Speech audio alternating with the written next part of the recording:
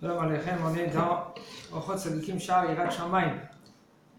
La porte de Yirat Shamayim, c'est la crainte du cieux.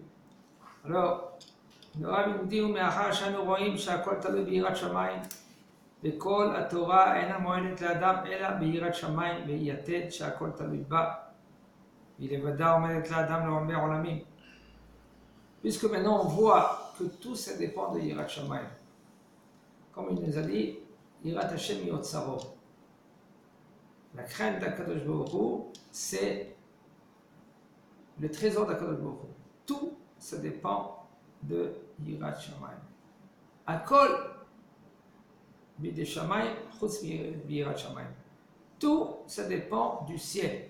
Ça veut dire que tout ce qu'un homme il reçoit, c'est ils ont décidé en haut. La femme, ceux qu'ils ont décidé, la maison, l'argent, tout. Sauf une chose qu'ils ne décident pas, et même on verra entre parenthèses, oui aussi c'est décidé. Okay. C'est quoi? Yirat Shamayim, la crainte de Akadosh Baruch Hu, du ciel. La crainte du ciel.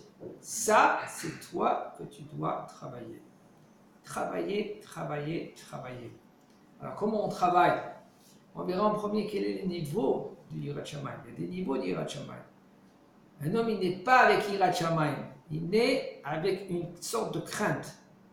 En premier, c'est papa et maman. Et après, c'est le copain. Après, c'est etc., etc. Et après, il commence doucement, doucement à apprendre qu'il y a, à part tout cela, il y a aussi quelqu'un qui dirige. C'est Akadosh Baruch Hu qui dirige. Il y en a qui sont bien éduqués. Aussi, eux, ils ont un fond que tout le temps, ils disent Akadosh Baruch Hu, Akadosh Baruch Hu, Akadosh Baruch Hu. Et là, doucement, doucement, ils commencent à développer la crainte du ciel. Parce que ça se développe. Et sans Torah, ça commence même pas. Impossible sans Torah de travailler Yirat Shamayim, la crainte du ciel. Impossible. Un homme il fait comme avant, à l'époque, c'est 100 ans en arrière, les grands-parents, les arrière-grands-parents, ils étaient, comme il y en a qui disent, Nia. C'était un travail qu'ils ont fait. Ils ne sont pas nés comme ça. Mais il y avait un manque. Quel est le manque qu'il y avait? Il n'y avait pas de Torah. Alors on ne peut pas tenir rien qu'avec cela. Tu tenais avec Yaakov. C'est vrai qu'on a Abraham, Yitzhak. Abraham, c'était le Chesed, c'est la bonté. Yitzhak, c'était la rigueur. Mais Yaakov, Ish Emet. Yaakov, c'était la Torah. Sans Torah, il n'y a rien. C'est pour ça que Yaakov Avinu, c'était Bechir Avot. Bechir Avot, ça veut dire le père qui était choisi. Ça veut dire plus qu'Abraham et plus que Yitzhak. Pourquoi? Parce qu'il avait Torah. Ça veut dire que même les Yirat Shamayim, si on n'a pas la Torah, rien tient. Même que nos ancêtres avant, ils étaient très tmimim b'avodat Hashem, intègres b'avodat Hashem, il n'y avait pas de Torah, rien tient. Rien ne peut tenir. Maintenant, il peut travailler sur Yirat Shamayim, c'est magnifique, mais il n'y a pas de Torah, ça ne peut pas tenir. Parce que la Torah, c'est la base de tout. Mais c'est la Torah qui te donne à travailler, à comprendre la Yirat Shamayim. C'est un travail constamment. On verra maintenant, le Rabbi va nous dire les niveaux qu'il y a dans Yirat Shamayim. Yirat Shamayim, c'est le crainte des cieux. Mais quand la Torah est là, même que Dieu, mais non, c'est lié à l'autre. C'est-à-dire toute la Torah, elle ne va pas aider un homme seulement parce que tu as Yirat Shamayim. Ça veut dire que si tu n'as pas Yirat Shamayim, ta Torah, ça vaut rien. On avait vu dans la Torah le Dosha. On avait vu que, même dans la Gemara, on avait vu dans le Tanakh, tout le Tanakh, il est plein. La Torah, on avait vu avec Korach. Il y avait Yirat Shamayim. La Torah même est témoin. Qu'est-ce qui s'est passé? Rashi nous explique qu'est-ce que c'est lié à emmené à Korach de se révolter. Korach, c'est pas n'importe qui. On croit que Korach, c'était un brigand de... Korach, il avait roi HaKodesh. Ils avaient tous à cette époque? Non, pas tous. À un moment donné, quand ils étaient sous le mont Sinaï, ils ont tous reçu. Ils ont vu que ce que nous, on peut rêver à voir. Hein? Même les gens qui étaient très simples, ils ont vu qu'est-ce que nous on peut rêver. Mais ils ont sans travail. Sans travail. Nous, pour arriver à ce niveau-là, c'est un travail constamment. Yirat Shamayim, Torah, Torah, Yirat Shamayim, Yirat Shamayim, Torah. Ça va ensemble. Torah sans Yirat Shamayim, ça vaut rien. Yirat Shamayim sans Torah, ça vaut, c'est pas que ça vaut rien, mais presque ça vaut rien. Pourquoi? Parce que la Yirat Shamayim, si tu n'as pas la Torah, c'est pas ça que, tu ne veux pas la gérer, c'est Yirat Shamayim. Alors tu vas voir, quoi, tu vas craindre la Kodesh Baruch Hu, tu vas craindre la Kodesh Baruch Hu, et après, il faut savoir comment manger, il faut savoir comment se comporter, il ne faut pas faire des erreurs, selon la halakha, selon la Torah. Il y a tes enfants, qu'est-ce que tu vas leur transmettre? Il faut transmettre. Pourquoi il y a une coupure? Pourquoi en Israël ils se sont éparpillés? Il n'y avait pas de Torah, il y avait Yirat Shamayim. Nos ancêtres, ils étaient mamash, alvaïn, la Yirat Shamayim que eux ils avaient. Mais c'est tout. Et Torah, il n'y avait pas. Ceux-là qu'ils étaient avec Torah, eh bien, ils faisaient attention à leurs enfants. Ils ne les mettaient pas dans des écoles laïques, par exemple. Ils étaient pris à se donner corps et âme. Moi, j'entendais avec quelqu'un que quand il est venu en Eretz Israël, parce que lui, c'était un Baal Torah, il n'avait pas un Yirat Shamayim, il avait Baal Torah. Quand il est venu en Eretz Israël, au nord, il n'y avait pas des écoles comme Baruch Hashem, c'est tous les coins, il y a des écoles religieuses. L'école religieuse, c'était très loin, c'était des kilomètres à pied. C'est pas comme aujourd'hui, il y a les bus, il y a les taxis, tout ce que vous voulez. Il prenait ses enfants, il faisait des trajets, une demi-heure aller, une demi-heure retour. Tous les jours, c'est le matin et après les après-midi pour les chercher. Ils n'avaient pas de quoi manger. Baruch Hashem, ses enfants, ils ont grandi dans la Torah. Parce que sinon, qu'est-ce que ça va servir, qu'est-ce que ça sert que tu as Yirat Shamayim? C'est magnifique, d'accord? Alors tu as un shomer Shabbat, mais tu ne sais pas comment mélanger Bassar et Chalab. Pourquoi? Parce que tu n'as pas de Torah. Alors Yirat Shamayim sans Torah, ça va tomber en l'eau. Torah sans Yirat Shamayim, ça ne commence même pas. Pourquoi? On a vu Doaega Adomi. Non, Doaega Adomi. Qu'est-ce que dit la Gemara Sanhedrin? Pourquoi? Tellement il était géant dans la Torah. On ne peut même pas s'imaginer. Quand même, qu'est-ce qui s'est passé à la fin? Achiton fait pareil. Qu'est-ce qu'il a dit à qui à se révolter contre David Amelech? Avshalom, il a conseillé à Achitophel de se révolter contre David Amelech pour prendre la royauté. Mais en fin de compte, c'était pourquoi? Pour que lui qui a pris qu'il prend la royauté. Tout ça, il n'y avait pas de Yirat Shamayim. Un manque de Yirat Shamayim. Tout cela, le Tanakh, il nous apprend, il nous écrit tout cela. Pourquoi? Les informations. Mais comment des hommes comme eux n'ont pas la crainte de Dieu? Parce que c'est pas la Torah, je dis. Les Chachamim nous disent, tu montes, les Seraïm montent avec toi. Tu montes encore, les Seraïm montent avec toi. La Torah, c'est infini. Yirat Shamayim, c'est infini. Il y en a des gens qui... hier, il m'a dit, ah, tu sais, David Amelech, ah, il a fauté. Dis-moi, tu sais qui c'est David Amelech? Toi, tu parles de David Amelech parce que tu as entendu un cours, et toi, parce que ta tête, elle est tordue, toi, tu as compris maintenant, qu'est-ce qu'il a voulu dire le Rav? Et peut-être il a parlé d'une façon, ou peut-être ce Rav, lui, il était un peu frêle, comme on dit chez nous, que lui, comment il a dit les choses, comme il y en a qui disent, tu sais, hein, Adam Arishon, il a fauté, hein? Tu sais qui c'est Adam Arishon avant que tu dis qu'il a fauté? C'est le seul au monde que c'est Akadosh Baruch Hu, c'est lui qui l'a créé. Il a décidé. Il a créé de Yetzir Kappa, comme ça dit à Gemara. Yetzir Kappa. C'est Akadosh Baruch Hu, c'est lui qui l'a. Avant de parler sur Adam Arishon, avant, il faut consulter. Même que tu veux dire, tu vois, il avait rien qu'une mitzvah, et cette mitzvah-là, il a échoué. Qui c'est Adam Arishon? Et pourquoi Adam Arishon, lui, il a mangé du fruit interdit? Lui, il ne devait pas manger du fruit interdit. Qu'est-ce qui s'est passé? Etc. Infini. Une chose, on ne parle pas contre les Rishonim. Quelqu'un qui croit qu'on peut parler contre les Rishonim, il se trompe. Comme ça dit le Maharsha, il dit, si les Rishonim, toi tu penses que c'est des hommes, alors que c'est même pas comme un âne. Pourquoi il dit ça? Parce que tu ne sais pas qu'est-ce que c'est les Rishonim. Les Rishonim, ce n'était pas 1000 ans en arrière. C'était avant 1000 ans. Tous les Rishonim, tous les Rishonim. Ça fait montrer que tu as Yirat Shamayim. Quand tu vois les Rishonim d'avant, quand tu vois David Amelech, tu parles de David Amelech, c'est à trembler.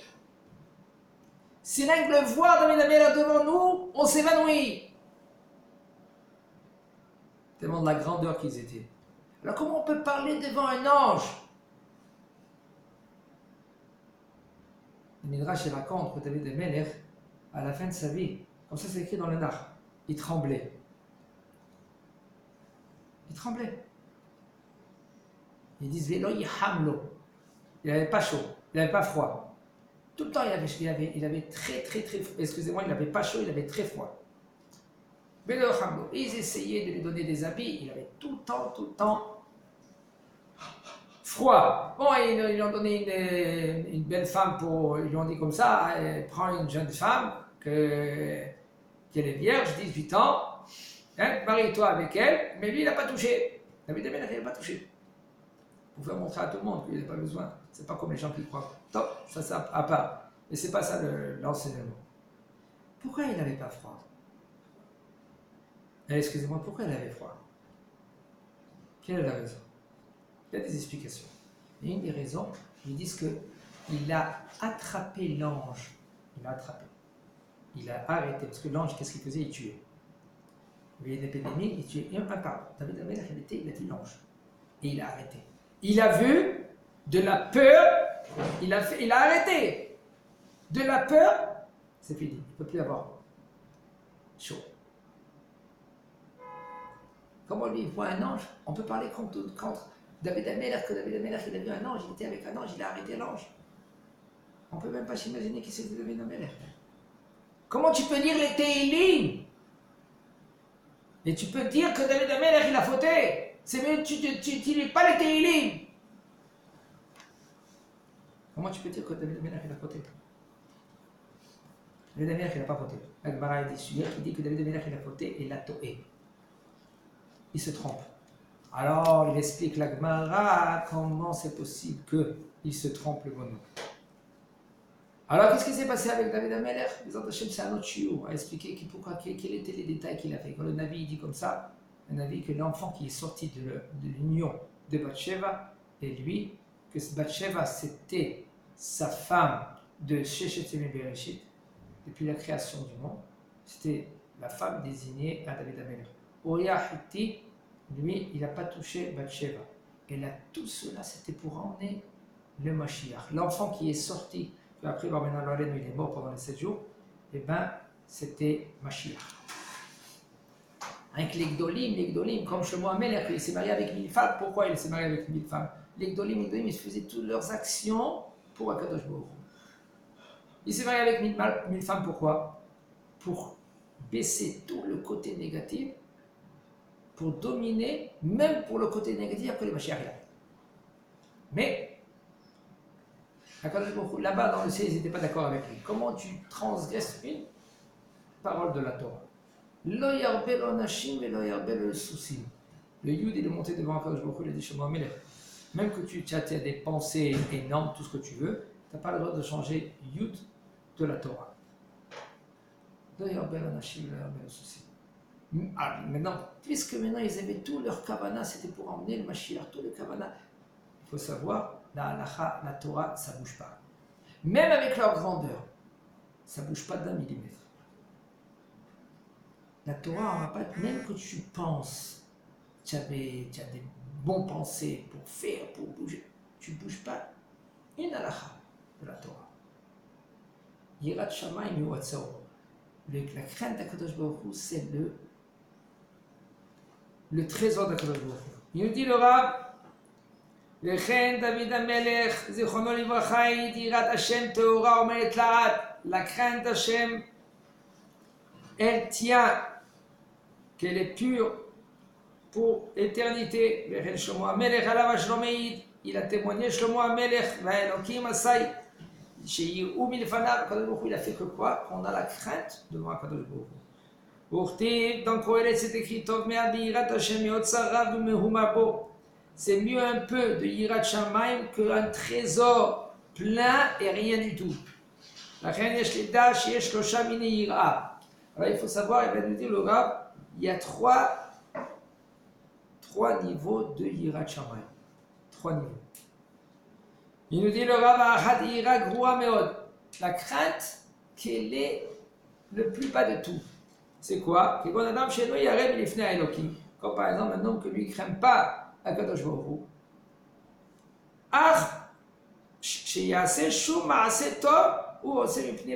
Quand il va faire une bonne action, pourquoi il le fait? Parce que il le fait pour les gens. Parce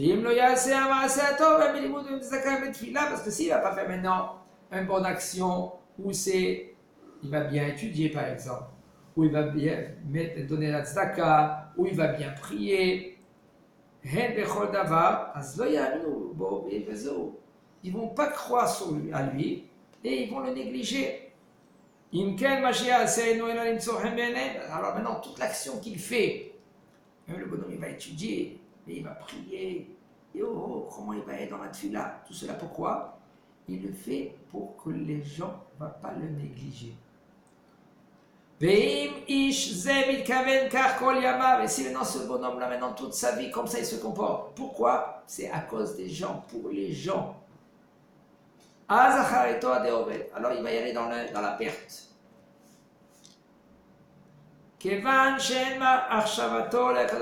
Parce que sa tête c'est pas pour Akadosh Baruch Hu. Toute sa pensée elle est où? Toute sa pensée c'est pour les hommes. Et vous savez combien de gens c'est comme ça? Ils vont à la Beth Knesset. Pourquoi tu vas à la Beth Knesset? Non, parce que celui-là, il va... Tu sais, qu'est-ce qu'il a pensé de moi? Pourquoi tu maries avec cette femme-là?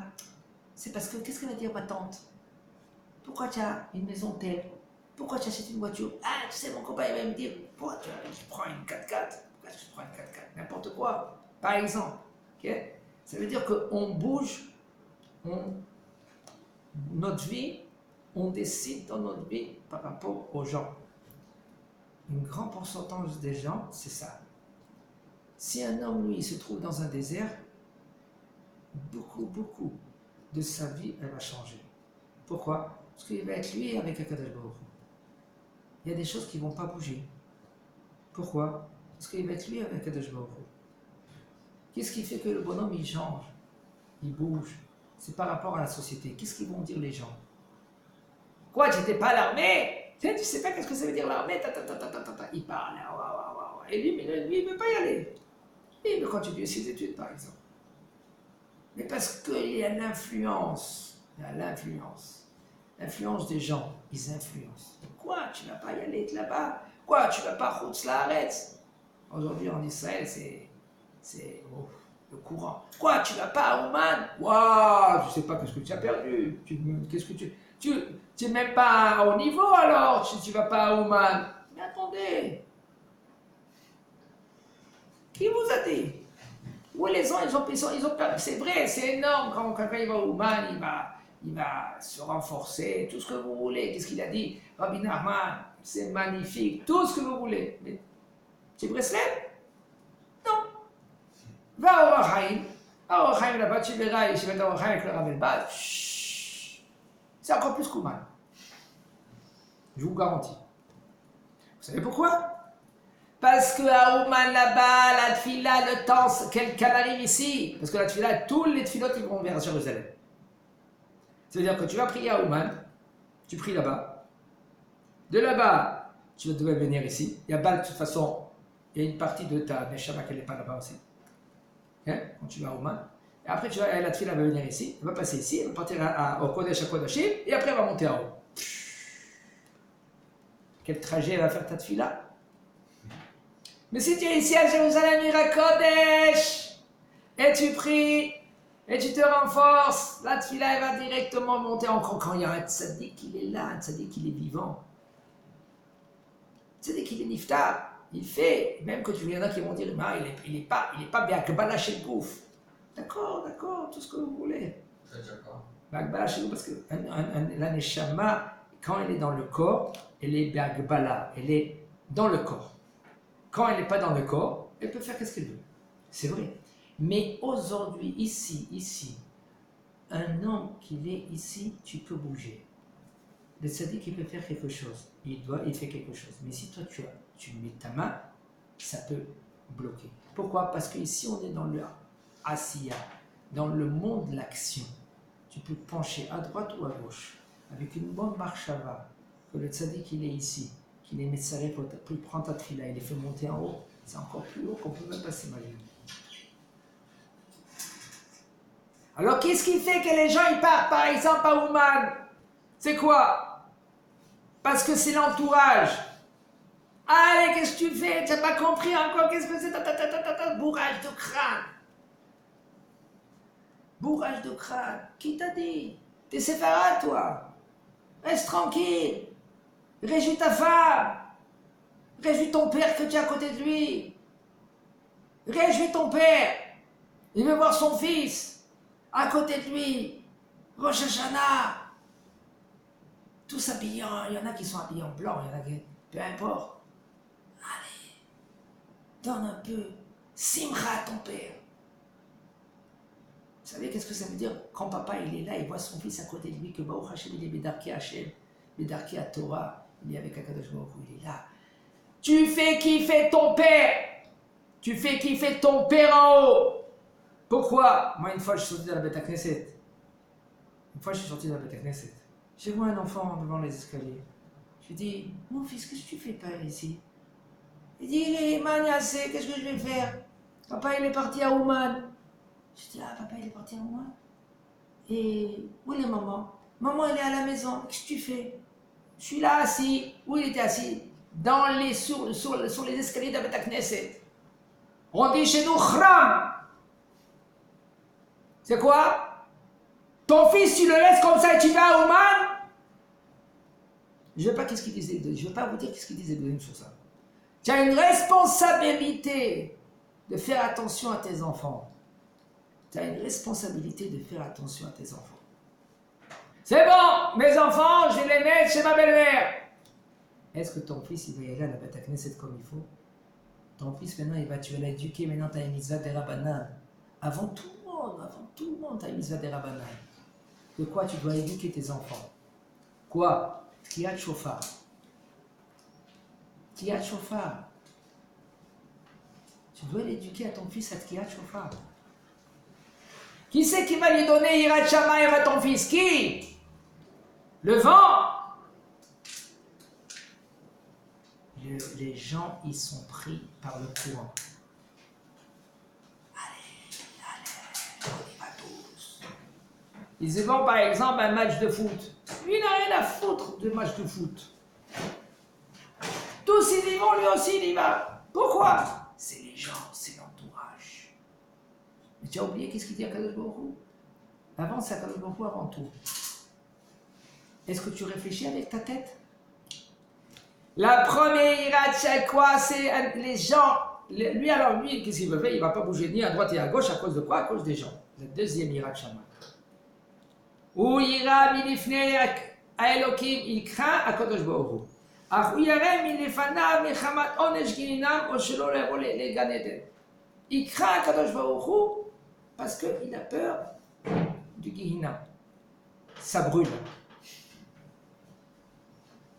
Il a entendu des histoires. Là-bas, c'est pas cool. Là-bas, c'est l'enfer. Ok?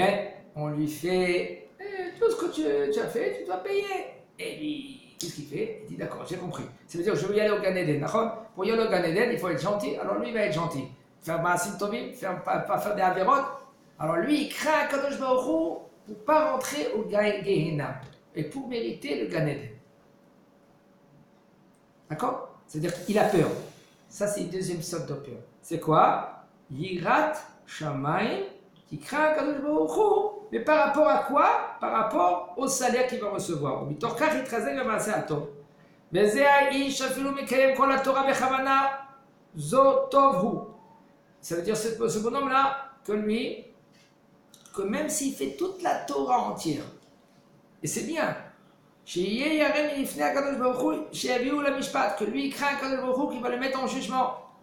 Mais par contre, il n'est pas arrivé à l'essentiel, à le vrai essentiel.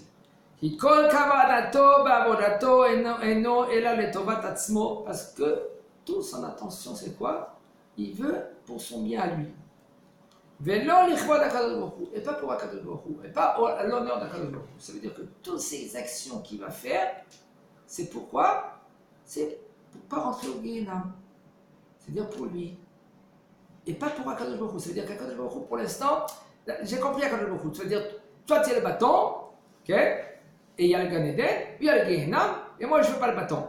Je veux quoi? Je veux le Gan Eden et pas le Gehenam. Ça, c'est bien, mais c'est rien pour toi. Il dit le troisième, Avala Shlishi, Amargalita Tova, que c'est la prière précieuse. Zéou Sheare, Mipne Akadosh Baruch Hu, Lo Mipne Shum Davar Ba'olam, qui craint Akadosh Baruch Hu, pas parce que une petite chose ou n'importe quoi d'autre. Rak Shehu Nira'ad Milefanav, seulement il craint et il tremble devant Akadosh Baruch Hu. Il craint Akadosh Baruch Hu. Et quand il entend Akadosh Baruch Hu, il commence à trembler. C'est quoi? C'est pas qu'il a peur de la punition. Ça s'appelle Yirat HaRomemut. Ça c'est comment je peux faire de la peine à Akadosh Baruch Hu. Ici, c'est j'ai peur d'Akadosh Baruch Hu parce qu'on parle d'Akadosh Baruch Hu. On parle de l'infini. On ne peut pas mettre ça même pas chez moi. La Neshama c'est Chelek Elokam Imar. C'est une partie d'Akadosh Baruch Hu. Tu es une partie d'Akadosh Baruch Hu. Alors cependant là maintenant il ne pense pas maintenant. Il faute. Pourquoi là il faute? Pour pas gagner le Gan Gehenam. Okay? Alors il ne veut pas fauter pour gagner Gan Eden. Non, il n'est pas là-bas lui. Il dit ça je fais pour Akadosh Baruch Hu. Je fais maintenant cette Torah, je vais étudier pour Akadosh Baruch Hu. Je fais un Maaseh Tov pour Akadosh Baruch Hu. C'est-à-dire pourquoi? Parce que comment je peux voir Akadosh Baruch Hu, soi-disant, et je vais faire une Avera. Ça s'appelle Yirat HaRomemut. Ça c'est la Margarita Tova, la pierre précieuse. C'est quoi? Tu fais pour Akadosh Baruch Hu. Parce que tu crains Akadosh Baruch Hu. Quelle crainte que c'est? Ça s'appelle Yirat HaRomemut. Tu ne veux pas faire de la peine à Akadosh Baruch Hu. Alors tu vas faire Torah Mizot, Akadosh Baruch Hu te dit, moi, la Torah et Israël, c'est un. Puisque la Torah et Israël, c'est un, alors le bonhomme, lui, va se donner corps et âme pour Akadosh Baruch Hu, pour la Torah Gdosha. Maintenant, il dit le Rav, puisque maintenant c'est quelque chose qui est très très profond, qu'un homme il peut comprendre, on ne peut pas comprendre. C'est très très profond. Ça veut